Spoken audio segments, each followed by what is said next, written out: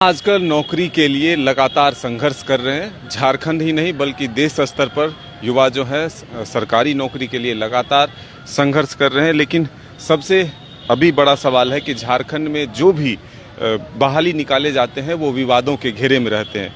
इसी बीच जो +2 शिक्षक अभ्यर्थी हैं वो सरकार के खिलाफ प्रदर्शन कर रहे हैं। हमारे साथ मौजूद हैं शिक्षक अभ्यर्थी।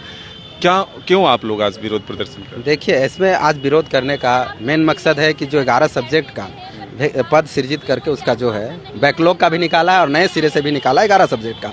बाकी 6 सब्जेक्ट का आज तक झारखंड निर्माण होने से आज तक एक भी पद सृजित नहीं है, जबकि +2 में इन सारी विषयों का पढ़ाई होती है। जैसे जनजातीय क्षेत्रीय भाषा का सारे विषय, जैसे नागपुरी, कुरमाली, हो, खड़िया, पचपरगनिया, कुड़ुक, ये सारे विषयों का पढ़ाई होती है +2 में।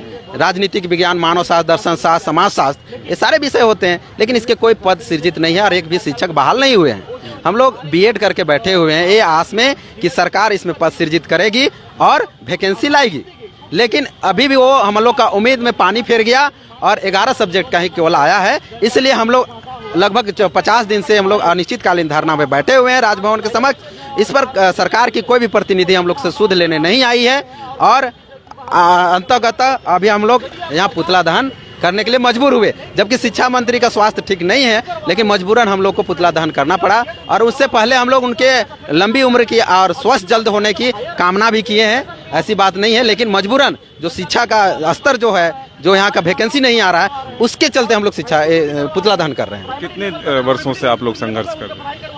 देखिए, यहाँ तो 17-18 में निकाली हुई थी, 3 बार निकाल चुकी है। जब से झारखंड अलग हुआ है उसके बाद यहाँ से तो पद सृजित हुआ ही नहीं है ना। तो हम लोग लगभग बीएड किए हुए हम लोग का लगभग 7-8 साल हो जा रहा है। तो उस समय से हम लोग लगे हुए हैं आस में कि वैकेंसी आएगी, पद सृजित करेगी सरकार, नियमावली बनाएगी, लेकिन अभी तक बन ही रहा है। सरकार को कितना टाइम लग जाता है अपना वो बिल पास करने में, तुरंत अपना कमेटी गठित करते हैं, पास कर देते हैं, लेकिन शिक्षा जो मूलभूत अधिकार है यहाँ झारखंडियों का, उसको नहीं देना चाहती है। क्या लगता है इस सरकार में रोजगार मिल पाएगा? हमें तो नहीं लगता है सर, जैसे अभी सूद लेने नहीं आया है। अगर हो जाता है तो भाई भगवान भरोसे। सिस्टम पर कितना भरोसा है, चाहे जेपीएससी हो, जेएसएससी हो या फिर और भी जो संस्थाएं हैं? देखिए, जो जेपीएससी या जेएसएससी ये सारे सिस्टम जो हैं चरमरा गई है। जब सरकार ही इसमें कोई सूद नहीं ले रही है तो इन पे हम क्या भरोसा कर सकते हैं? जो अभी तक वैकेंसी नहीं क्रिएट हो रहा है, नियमावली नहीं बना है, ना पद सृजित करने का कोई कमेटी बना है, तो फिर हम क्या भरोसा कर सकते हैं सबसे सर? देखिए, हाथों में तख्ती लिए हुए और बारिश हो रही है, बारिश में भीगते हुए लगातार संघर्ष कर रहे हैं ये तमाम जो अभ्यर्थी हैं, जो शिक्षक +2 स्कूलों में अलग अलग विषयों के नियोजन की मांग कर रहे हैं। ऐसे में आप देख सकते हैं कि राजभवन के समीप जो अभ्यर्थी हैं वो बारिश में भीगते हुए विरोध प्रदर्शन कर रहे हैं। जो अभ्यर्थी हैं उनसे पूछते हैं कि किस सब्जेक्ट के लिए आप अप्लाई किए? राजनीति शास्त्र। राजनीति शास्त्र। हाँ। क्या उम्मीद है कि सरकार में नौकरी मिल जाएगी? हाँ, उम्मीद लगा के तो हम लोग आए हैं ना कि जब स्कूल में और कॉलेज में सब जगह मतलब और सब्जेक्ट का टीचर है तो राजनीति शास्त्र का क्यों नहीं।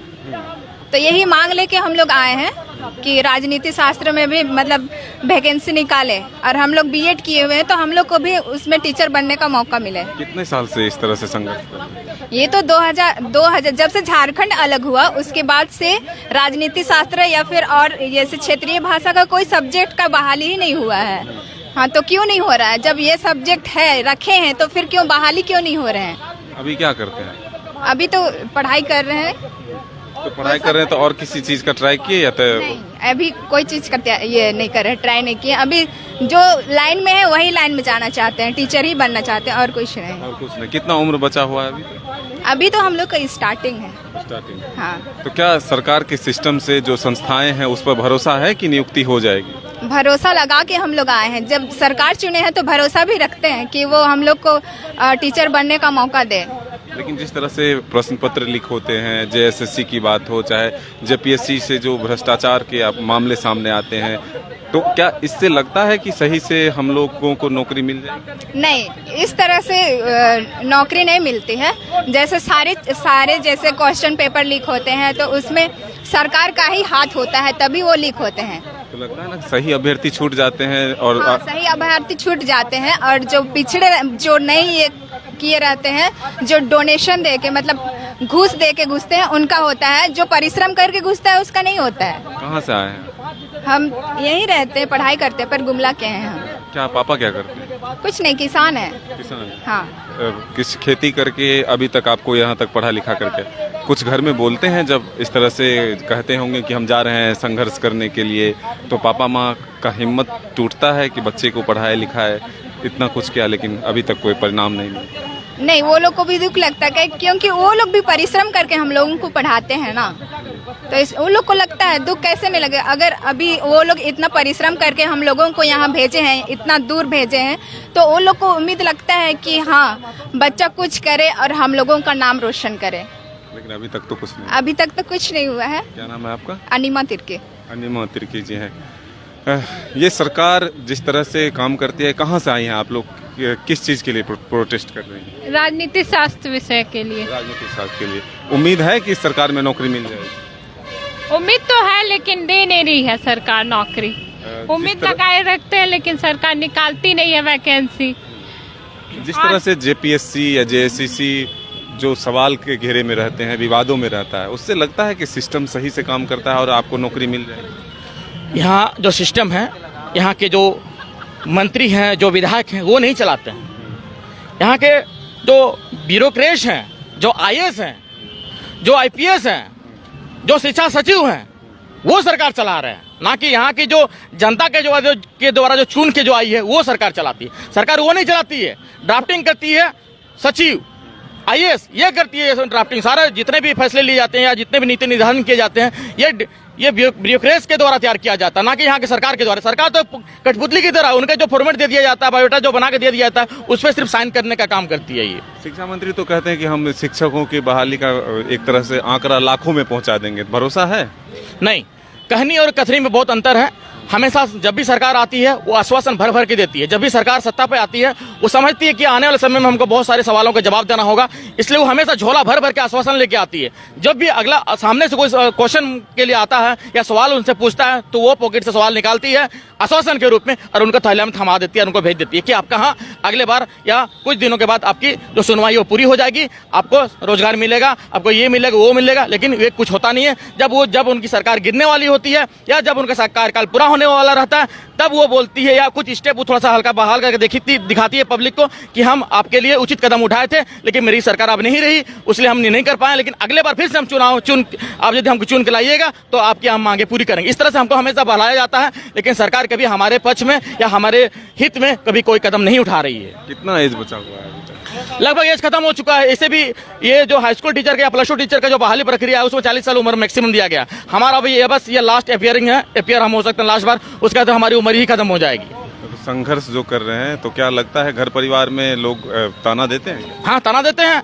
परिवार वाले कहे कि हमारा जो आर्थिक कंडीशन उतना मजबूत नहीं है, जिसके चलते क्या होता है परिवार के लोग जो है पढ़ाने के लिए जो हमको शहर की ओर भेजते हैं, बीएड करवाते हैं, टीचर ट्रेनिंग करवाते हैं, इस समय बहुत खर्चा हो जाता है। कभी घर द्वार ये सब भी बेचना पड़ जाता है, जमीन बेचना पड़ जाता है। इतना बेचने के बावजूद भी यदि हमें सही जगह नहीं प्राप्त होता है, हमको नौकरी रोजगार नहीं मिल पाती है, तब वैसे में परिवार के लोग भी टूटने लग जाते हैं। उनका कहना होता है कि भाई जैसे भी हो, जहाँ से भी हो, या तुम खेती ही करो या कहीं पर गुंटी ही खोल के बैठ जाओ। क्या हम बीएड धारी, पीएचडी धारी जो स्टूडेंट हैं, क्या आज हम आप गुंटी खोल के बैठे, या हम भी चाय बेच के हम भी प्रधानमंत्री बने?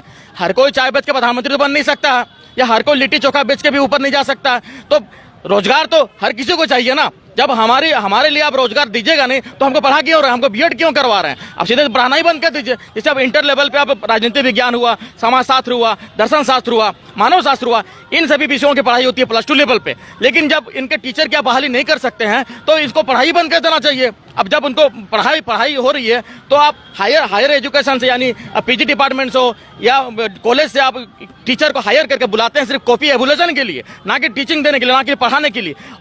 और एक वीडियो बना देखिए, हाई स्कूल लेवल पे जो टीचर का बहाली हुआ, परमानेंट बहाली, उनको भी कभी कभी प्लस 2 की कॉपी जांचने के लिए बोला जाता है, लेकिन वो योग्य नहीं है, क्योंकि वो हाई स्कूल टीचर के उनके बहाली की गई, ना कि प्लस 2 टीचर के उनकी बहाली की गई। उनको प्लस 2 टीचर का जो पाठ्यक्रम है, प्लस 2 लेवल का जो पाठ्यक्रम, उनका भी उनको ज्ञान नहीं है कि इस पाठ्यक्रम में क्या है, उनको क्या पढ़ाया जाता है। लेकिन हाई स्कूल टीचर जाते हैं और कॉपी काट के आ जाते हैं, यानी उनका मकसद सिर्फ यही होता है कॉपी काटना, पास करना और पैसा कमाना, बस उनका भरोसा है सरकार पर कि नौकरी मिलेगा? देखिए, आशा पे दुनिया टिकी हुई है। हम आशा करते हैं कि इतना कुछ होने के बाद सरकार अब नींद से जागेगी और हमारा हित में काम करेगी। तो जिनके हाथों में कलम होने चाहिए वो देखिए तख्तियां लेकर जो है राजभवन के समक्ष जो है वो प्रदर्शन कर रहे हैं। विभिन्न विषय के जो शिक्षक अभ्यर्थी हैं वो लगातार मांग कर रहे हैं कि सरकार उन्हें जो है जल्द से जल्द उनकी बहाली करे, लेकिन सरकार तक जो है इनकी आवाज़ें फिलहाल नहीं पहुंच रही। इनका कहना है कि जब तक हमारी मांगें पूरी नहीं हो जाती तब तक वो संघर्ष करते रहेंगे। अपने सहयोगी विकास के साथ मदन सिंह, न्यूज़ बायस्कोप, रांची।